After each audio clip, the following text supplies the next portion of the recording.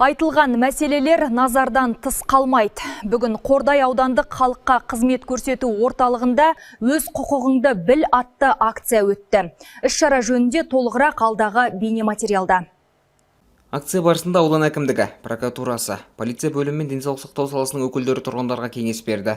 Сондай халыққа қызмет көрсету орталығының мамандары мен нотариус, адвокаттар азаматтарды қабылдаған. Іс-шараға аудан прокуроры Қайыржан Қуатбеков арнайы қатысып тұрғындармен тілдесті. Мамандар бүгін айтылған мәселелер назардан тыс қалмайды деп сендірді. Аталған қабылдау барысында аудан прокуроры аудандағы тұрғындардың әрбір сұрақтары жіті назарға алып, оларға жауап берілуде.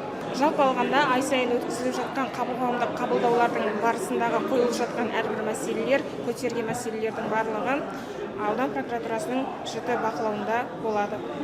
Жауаптылардың айтуынша тұрғындар тарапынан ең жиі көтерілген сауалдар қатарында жерге, тұрғын үйге кезекке тұру мәселелері бар. Жалпы мұндай акция жыл басынан бері 8 рет өткен. Нәтижесінде 120-дан астам адамға көмек көрсетіліпті.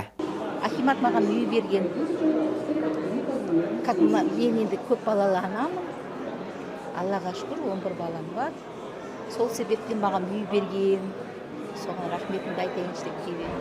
Бүгін осы акцияға келіп отырмын. Заңмен тақырыбы арналған.